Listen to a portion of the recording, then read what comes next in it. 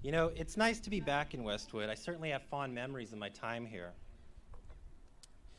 In many ways, the campus is much the same, but in some ways I can see it's different. I do know your campus life has been much different than mine. 20 years ago, I had no internet, no smartphone, no cell phone, I don't think. You know, but I did invest my summer earnings in stocks and futures, and I remember being absolutely starved for information. I had to send away for financial statements, sometimes waiting weeks for a response, and I would take a near daily trip to Westwood to pick up a Wall Street Journal to check yesterday's stock quotes. Today, it's much different. Information swarms us, it comforts us, it disrupts us. It's an age of infinite distraction for those so willing. You are the generation that has had instant messaging, Facebook, Twitter, and Angry Birds nagging your fingertips at every moment. It's been arguably as addictive as any drug throughout history, and I do imagine it took some terrific willpower during your studies to study. Of course, it's not lost on anyone that you started your term at UCLA in the midst of a global financial panic, the consequences of which are far from settled. The fault is not your own, but the future it leaves certainly is. As a result of what happened while you were growing up, you now face a future that will feature either another Great Recession during your 20s or during your 40s, a U.S. debt to GDP ratio exceeding 200%. And that's not me, that's the Congressional Budget Office. Me, I think they're ignoring reflexivity, and I think you face both.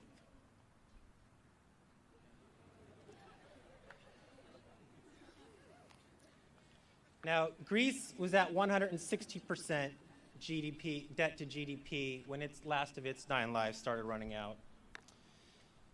From my perspective, this is all the more tragic because the financial meltdown was both predictable and preventable. This was no black swan, and no other serendipitous excuse should be acceptable to anyone. Of late, Europe's convulsions are in the news. Even this should not be surprising. Back in 2006, when a bunch of us shorted Portugal, Italy, Greece, and Spain, we called them the pigs for a reason. I can explain it in one sentence. When the entitled elect themselves, the party accelerates, the brutal hangover is inevitable. Californians, and indeed all Americans, ought to take note. My career after UCLA arced in such a manner that I found myself right in the middle of the financial meltdown, profiting from it because I had predicted it. I had been a Chicken Little or a Cassandra. To some, especially in government, I'm one lucky SOB. In truth, I was just trying to figure it all out. From my earliest years, I found that life, for all its amazing possibilities, very often does not make sense, and at least as often is not fair. Today, it is absolutely not fair, the world you are being dealt. There are many ways to deal with an unfair world. One may tune out, drop out, run away. One may get angry, one may fight. One could do ultimately what I did: accept the world for what it is, work hard to exploit the opportunities it presents, and try to do so in as just a manner as possible. Now, there are two kinds of working hard. You can work hard, you can work smart, or you can work dumb. When I was in 6th grade, my dad dumped a pile of bricks in the backyard, and after school he had us me and my brothers move the bricks to the side yard. The next day, he had us move them back to the backyard. The next day, back to the side yard. and so forth. This continued for quite a while. I'm not sure what he intended by this, but I did learn that hard work, for hard work's sake alone, would not do. Later, in observing the tenure system so endemic to academic ventures, I would think to myself, hey, they're just moving a pile of bricks. In fact, I began to doubt traditional education. I committed myself to educating myself as opportunities arose. Still, as I graduated from UCLA, I headed to Vanderbilt Medical School. I had read Liar's Poker by Michael Lewis, and it nearly convinced me that even if I could become a great money manager, I shouldn't. Besides, medicine appeared just. My interest in medicine would fade, however, as I studied the economics and regulation of healthcare while in Chicago in 1994.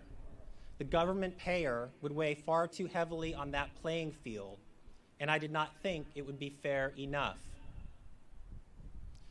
So during medical school, I put up a website, some ideas on stocks and markets. As I graduated medical school in 1997, Microsoft, out of the blue, offered me $1 a word to write for the new MSN Money website.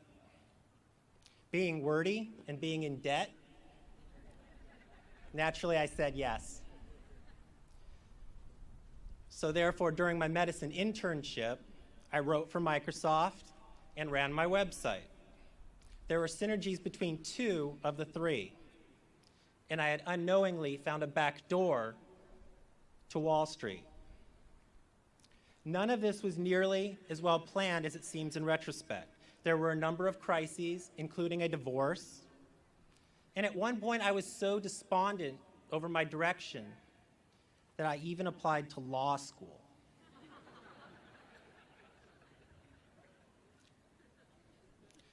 Again and again, I figured as long as I kept asking questions, working so hard to answer questions, I would eventually find my way.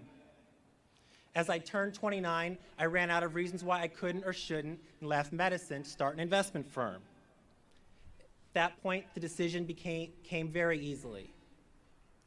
As perhaps should be the case more often than not, I simply weighed the paths before me without considering the path on which I had been. At Scion Capital, my job 24/7 was to ask questions and seek answers. I mostly examined stocks and bonds as long investments. But one day I came across a subprime residential mortgage-backed securitization. And I wondered if I could figure out any of that. Other questions soon followed. Why are home prices diverging up and away from the household income trend line? Answer, if it's not income, it's leverage. What exactly are the incentives of lenders that make mortgages only to sell them on through to Wall Street? Answer, volume at the expense of credit standards. When interest rates bottom, how far could lenders push mortgage terms in order to keep refinancings, home prices, and loan volumes rising? The answer to this question would put a ticking timer on the boom and a date on the crash. Back in 2005, other questions stood out. How much is consumer spending dependent on cash-out refinancings? What percentage of jobs are dependent on the assumption of rising home prices? Won't AIG have to start posting massive cash collateral for the first time if it were downgraded? Isn't it worrisome that Fannie Mae cannot find term sheets that describe perfect hedges against its massive mortgage portfolio? Are the rating agencies so conflicted that they could be this blind? In my letters to investors, I described a downturn that would be unprecedented. with no counterpart in the modern era. Wall Street's risk models would fall all at once, and every single CEO and every single politician would be disastrously wrong. I put my money where my mouth was. At its peak, I was short $8.4 billion worth of subprime mortgages and certain financial companies. The most we could lose was less than $100 million, thanks to credit derivatives. And at first, we did lose. It was a negative carry trade.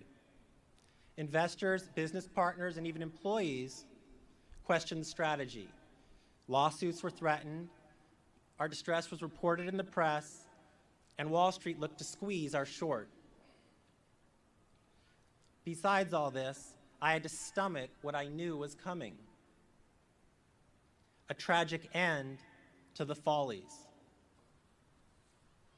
This was not fun. I did not tap dance to work. But the firm survived. We turned the tables on Wall Street, and I became the 1% in a way I never imagined when I was sitting where you sit today. I had bet against America and won.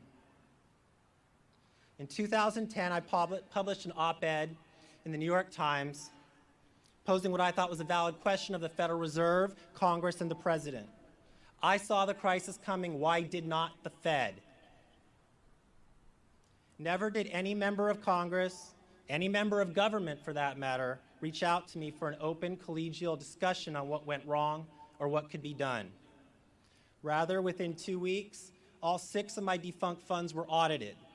The Congressional Financial Crisis Inquiry Commission demanded all my emails and lists of people with whom I had conversed going back to 2003. And a little later, the FBI showed up. $1 million in legal and accounting costs and thousands of hours of time wasted, all because I asked questions. It seemed they would pump me at gunpoint or not at all. That summer, the Federal Reserve put out a paper that concluded nothing in the field of economics or finance could have predicted what happened with regards to the housing bust and subsequent economic fallout. Ben Bernanke continues to backfill this logic, and I fear that history is being written wrong yet again. The ignorance is willful. As we move forward as a country, it is worth considering mainstream economics and finance in light of recent events. Our nation's economic policies are born of a synthesis of theories on how to deal with the Great Depression of the 1930s, yet seems unable to honestly examine the most recent one. Sadly, at the highest levels of economic thought in government, questions are not tolerated.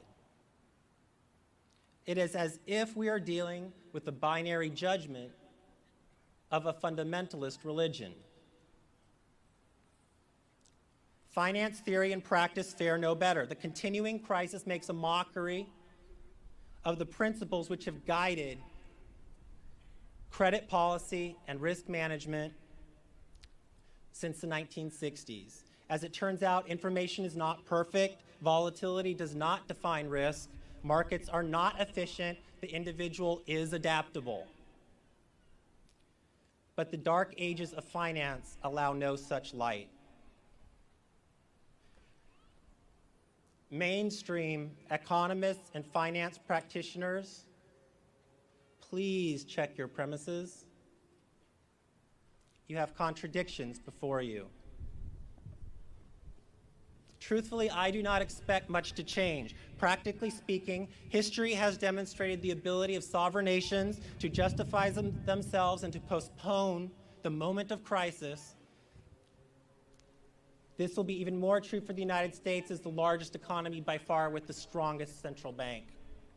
As a result, over the course of your lives, you will experience withering but stealthy attacks on your quality of life as government attempts to manage its faltering finances.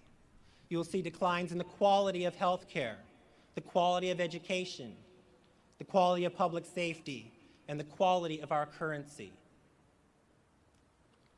Of course, this is a false prophecy. I am simply describing what is already happening. Class of 2012, by graduating today, you are taking a step, another step, on a path that is fairly well worn. A path that in and of itself defines little about your future. Many have started from where you start today and done great and wonderful things. But many, too, have lived lives of another sort. Whatever you see as the next obvious step, consider whether you are being true to yourself, your strengths, your weaknesses, your needs, before you take it. The next decade or so, before you have kids, before you get married, is the most flexible, most genius decade of your life. You ought consider stepping outside your paradigm for a fresh look now and again. If you are considering a career on Wall Street or in Washington, D.C., you should be aware of the social proof that operates there. This is that many, if not most people, will be doing questionable things that obviously make money and obviously earn respect from common peers. If you find yourself in such a place, I would ask you to consider a rule I learned as a physician. First, do no harm. Besides, life is not that short. Life is well and long enough for you to come to regret any activity or habit involving an exchange of long-term risk for short-term benefit. This is what many, if not most, Americans did during the refinancing and consumption boom of last decade, and it was what our government did in egging on the boom. This is also the gospel of drunk drivers and cheating spouses. Of course, when you encounter the opposite, the short-term risk exchanged for long-term benefit, consider hitting that button again and again and again.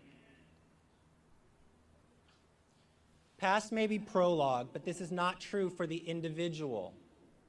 The individual can think different, and the individual can act different than those that got us all into this mess. No matter how the economic tides may sweep away the majority, an individual can stand clear. Each of your lives, individually, is an epic chance. You can leave here today, and you can choose to never stop learning, never to stop asking questions. I must say, it will not be without staggering difficulties. There will be times when you will stare at yourself in the mirror and wonder why. But faced with a setback, you will be most creative. Under stress, you will think better and act stronger. So much so that looking back, it will seem as though it was all meant to be. Thank you and good luck.